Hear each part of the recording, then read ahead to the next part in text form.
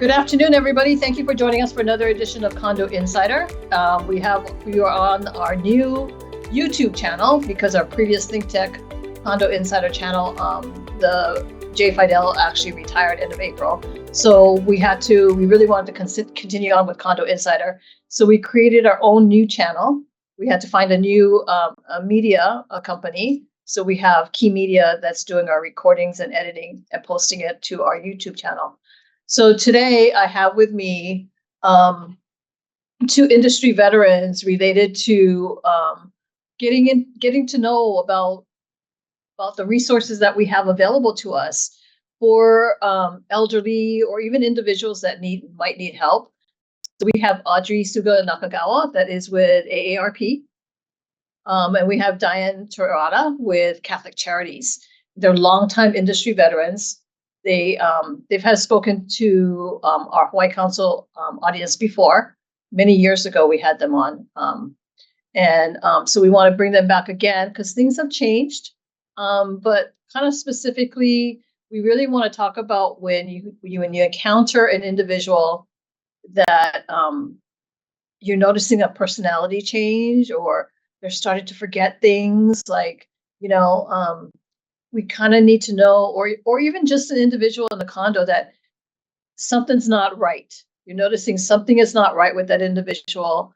We need to figure out what is going on, reaching out to their family members to say, hey, we're noticing some changes. Is there something that we could do to help or help you get the services that you need? So Diane, let's start off with you, Diane. Tell us what Catholic Charities is about. What do they do? Well, Catholic Charities Hawaii is a nonprofit social service agency. So we provide a range of services for people anywhere from pregnant women all the way up to our senior population. So our senior services division provides services for seniors either in-home or in community, all with the goal of helping people stay independent and community-based for as long as possible. Great. And then, or Audrey, how can when people reach out to AARP, how is AARP able to guide some of the individuals reaching out to you? Yeah, so AARP, first of all, is a nonpartisan nonprofit organization, and we engage in advocacy, education, and outreach to people 50 years and older. But of course, we welcome people of all ages, and we provide a whole menu of different type of information and resources that help people age well and live the kind of life that they wish to as they get older. And so we offer many workshops and educational materials, both online and in person, that ranges on topics such as caregivers, tips for caregivers, how to stay healthy, brain fit, that really relates to trying to keep your brain healthy so that you would minimize the risk for dementia, how to modify your home so that you can age well in your home and safely, as well as other type of engagement and activities that would keep people well and socially engaged with their community. Advocacy-wise, we work on legislation and policies that impact the Kapuna population and their caregivers. And so we are down at the legislature, and as well as we work at the federal issues and sometimes at the county level. And so we just want to make sure that there's good policies that will help benefit our Kapuna to age well in our community. So those are some of the major activities that AARP has and resources that we provide for our aging population. So you had mentioned about Alzheimer's, and I know there's even for Hawaii, there's also a nationwide campaign about dementia and related diseases. So it's actually your brain health, right? So. Yes. And one of the whole things is about keeping these seniors, once they retire, keeping them active, keeping their brain active. And so that's why a lot of people encourage them to volunteer with different agencies. So they go out. I mean, I know some people, they're very religious on doing their crossword puzzles, right? Keeps their brain going. I know during COVID, you're kind of like bottled up in your home. And then when you're starting to have to think, you're like, okay, it's taking me longer to think about this, try to process it in your head. Even getting back used to driving, it took a little while. I mean, not a little while, but it was like, okay, gotta remember this, gotta remember this. But so what would be some of the initial signs that somebody might notice that someone is facing like a dementia related or something that they what are the common signs that you might see where people start to reach out to you? So dementia is a group of actual symptoms, yeah, that could affect memory, thinking, and behavior. So I just want to make sure folks know that there's a difference between dementia and delirium. So if you see somebody on a daily basis and you start with them one day and they seem fine, and the next day they are confused, it's probably something related that is more delirium related. And it could be something like a change in medication. It could be a UTI that they have, or something else that probably is going to be reversible. Dementia that is related to Alzheimer's disease, Parkinson's, or other kinds of issues are going to be probably going to happen over a longer period of time. You know? And so, we all have memory loss, right? Because, really, you talked about us being veterans. Well, I know that I get lots of memory issues where I can't remember something. I can't remember people's names, But if I think about it for a while, the name will come to me. Or if I think about it, or somebody will mention the name and I'll say, oh, okay, that's right. I remember now. But let's say you forgot where you put your car keys. And but it takes you a while, but you finally say, oh, okay, now I remember where I put it. Or you find them and say, oh, I remember putting them there. Now, things I would worry about are like if you forget that you had a car, if you're driving and you forget how to get to someplace that you go to on a regular basis, those are the kinds of things that are more worrisome and things that you should get checked out. Yeah. In terms of prevention issues too, there's been a lot of studies recently about sensory loss as modifiable risk factors for dementia. So if people are having hearing issues or having vision issues, they really need to get those checked out because those become risk factors for dementia over time. Wow. Wow. Even things like sleep. If you don't, they recommend that you get 7 to 8 hours of sleep per night.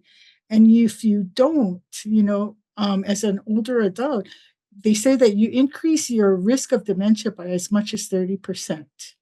So got to go to bed early. Wow. Wow.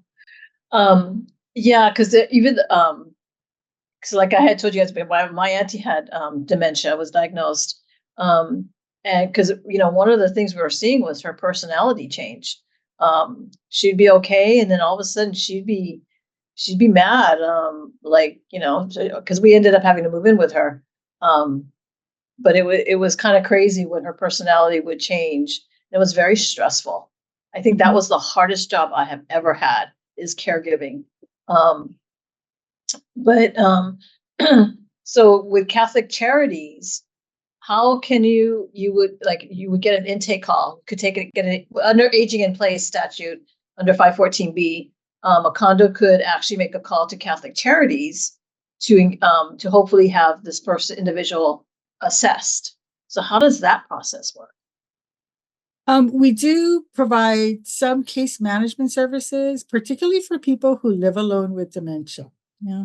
And then, so we have social workers that will go in to try and engage with the individual to try and see if they can do some preliminary screening to see if there are actual red flags of dementia-related issues, and then work with the person to try and see their PCP first of all, and then see if a referral for a geriatrician or a neurologist might be needed. Now, one of the things is that people are not always very open to wanting to have those types of visits or assistance. And so it often takes staff a long period of time to be able to, first of all, engage with the individual, to get them to trust them enough to be able to let them into their home, because part of it is they want to see the home environment, right? See how they're doing living at home, and then to then be able to them to seek out the necessary health assessments that they need to identify what is causing the problem. Because sometimes, as I said, some of the symptoms are going to be reversible. Yeah. But if they need to check it out first and figure out what is causing either the behavioral change, the memory loss, the confusion, or whatever the case may be. So one of the initial barriers would be the consent, right? So, so I think somewhat we're from a condo standpoint, I think that's where the condominium has to make sure that they have contact information on that particular. Oh, it should be the same for every resident, but but they really need to kind of nail in that emergency contact information. It could be a family member or a friend, because then they could reach out to the emergency contact individual and say, hey, we're noticing some issues with your friend that you might want to come here, or we need to talk about it because we think she needs to be engaged in services, but we need to kind of narrow down what she needs. And like you said, it could be something that could be reversed or fixed, but not able to identify it until we actually have her engaged in services. I think I would probably tell people, I go, it's not, I would probably use the word, it's not invasive, but it's really needing to know where she can get help as appropriate to meet her needs, right?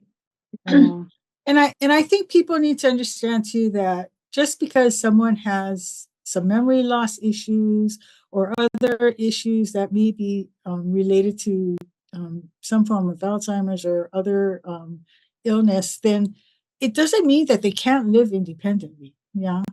So if they're willing to receive services, to have somebody check on them, whether it's a family member or an agency, those things can be arranged so the person can live independently and appropriately and safely for themselves and for their neighbors for a period of time, until the condition perhaps progresses, and at that point, then hopefully they can get some help to be able to determine what is the next place that would be the safest place for them to live.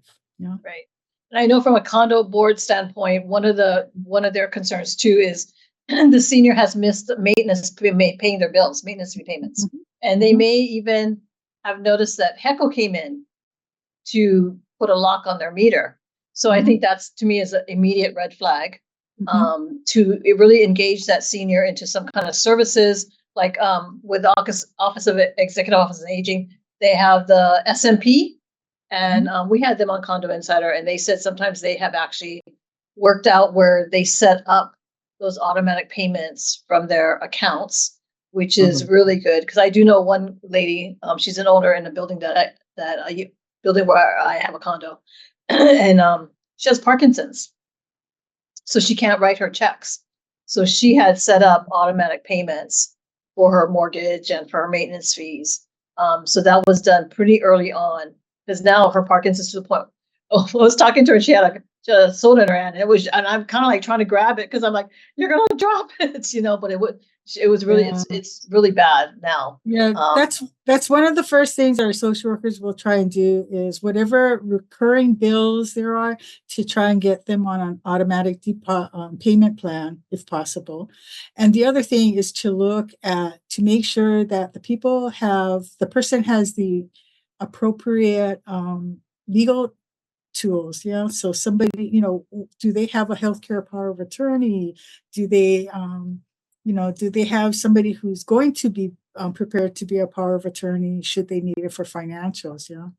And there are resources for people, sometimes some of which you've got to pay for, but that will help you with bill payment. Yeah. If you need somebody to kind of, track your financials.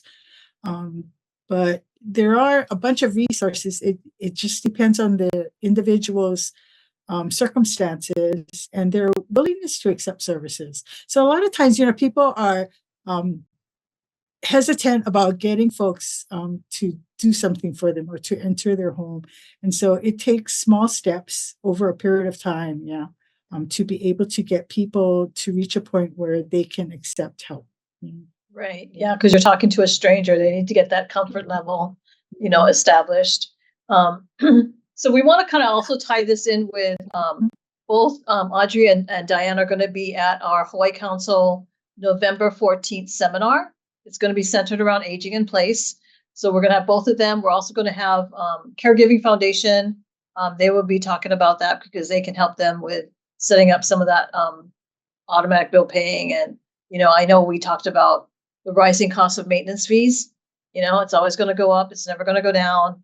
And I know that is dramatically impacting not just the kapuna, but just everybody, because I've heard the comment too many times, my maintenance fee is higher than my mortgage, And a lot of people thought that they were going to retire in their buildings, but now it's upside down, literally, Condos may not be the actual place for you to actually retire. It depends. You have to work your income backwards nowadays, to see how it's going to work out.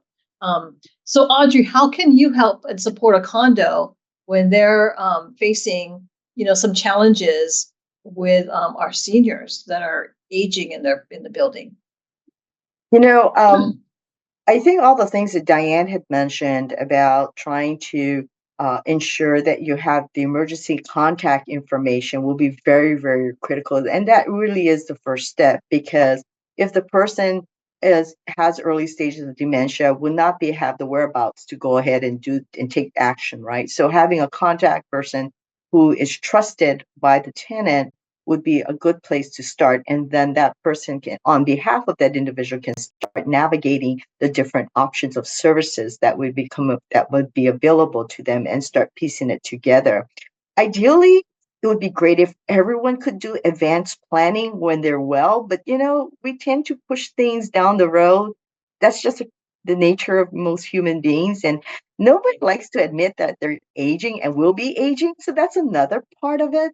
But I think, for people like Diane and I who've been in the field and seen it all, I think it comes really close to home of how important it is to age and have this conversation with your family members about, how do you want to age, and putting together all the legal and financial resources so that should something happen to you, you would be ready to go and somebody would be able to help you navigate and really guide you through the later years of your life in a most independent and quality manner that you hope to desire, that you desire.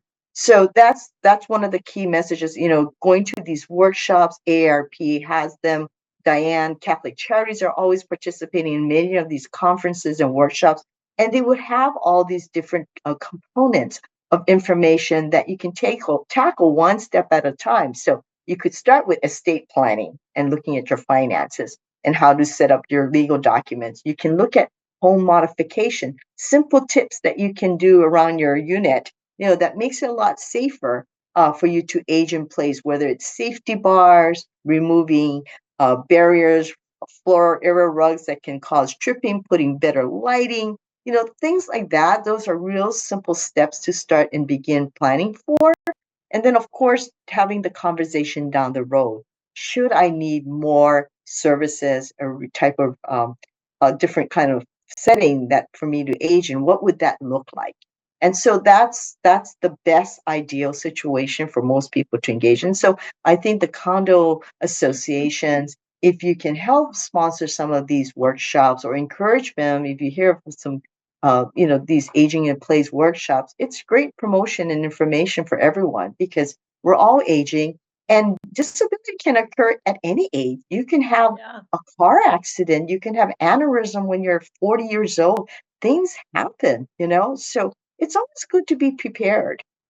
Right. And one of the things I learned too is how Tanya and in the EOA office, she did a presentation about dementia related diseases, and it was amazing. One of her graphics talked about brain health and how,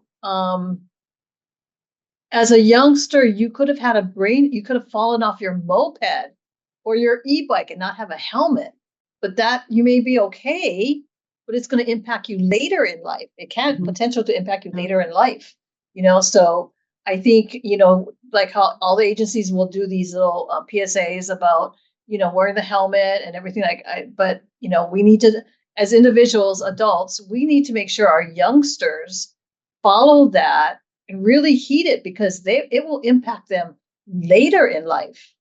I know my husband had a brain injury when he was younger, and I didn't know him at that time, but now that he's older, I kind of started noticing some things, and I'm asking his friends, I go, "What's up with this?" And finally, I got it out of them. So his memory loss is related to that brain injury from years Mhm. ago. Because it was pretty severe where he was medevaced. Mhm. So when you're medevac, that's pretty bad, right? Yeah, So now traumatic it's starting to brain. kind of make Yeah. sense. Mhm. So kind of wanted to heed the warning to everybody that that helmet is going to save your life in the future.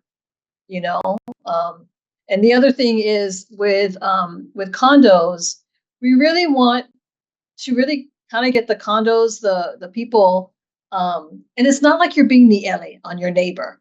It's like if you haven't seen them in a while, like tell the general manager or the resident manager, somebody say, "Hey, I haven't seen so and so. You might want to do a knock on their door and make sure they're okay." Because actually this was just recent. One condo told me that they discovered a deceased person, and they only discovered it was through the smell. So that person's been deceased for a while, Mhm. and I try to tell people, I go, you just gotta be cognizant of everybody. You're not, and again, you're not being the Ellie, but you kind of know everybody's got different routines, right? And just because their car is in the parking lot doesn't mean that they're alive. Because if they're dead, they ain't gonna be driving, right? So that's not a sign that they're okay. We need to see movement. Um, and Right. I just wanted to point out, that emergency contact information. So I'm a condo owner, right? And I seem to recall doing one of those forms when I first moved in. I don't think I've ever updated it since then. So, a good thing for associations to consider is being proactive to make sure that at least every couple of years or so, to issue on a new form and tell people, hey, please, update it.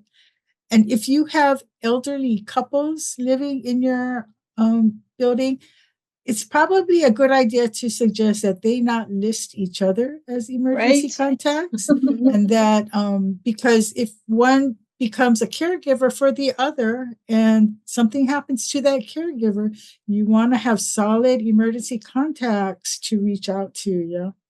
Yeah, and they're both relatively around the same age, so they might be facing the same but different levels of, Mhm. their mental health or, Right. or even just their physical capacity.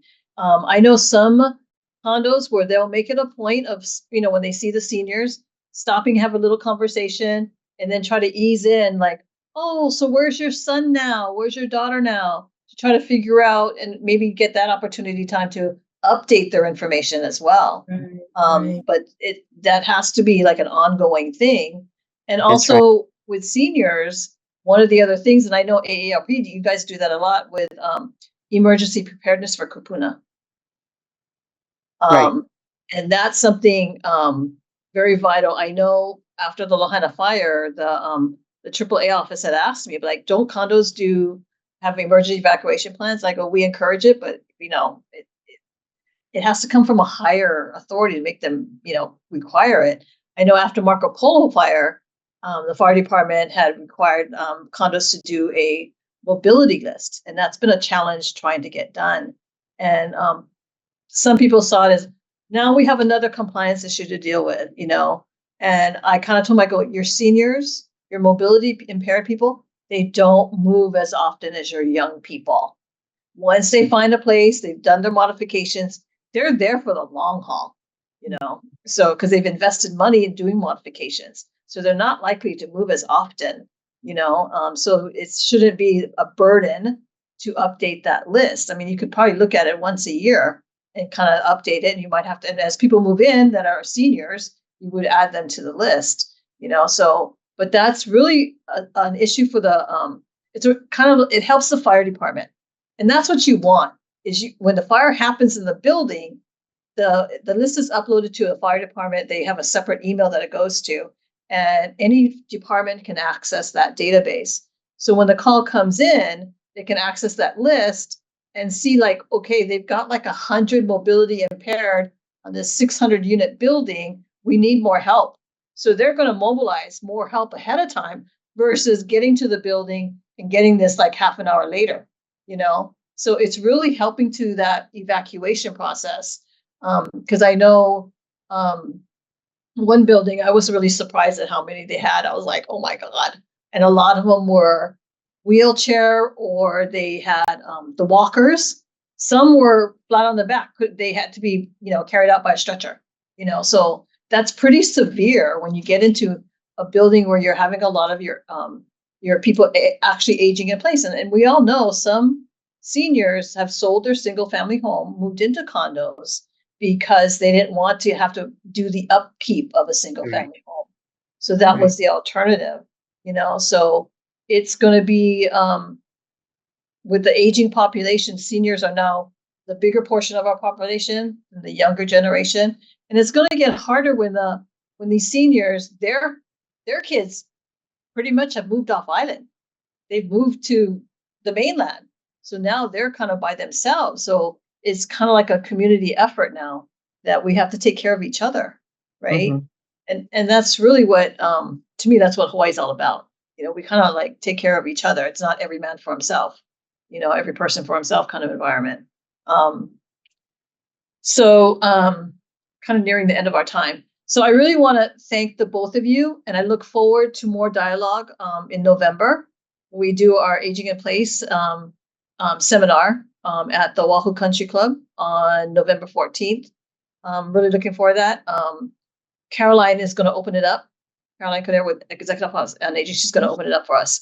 And we'll have the Elderly Affairs of Oahu, Derek, will also be presenting as well. So I'm really looking forward to that.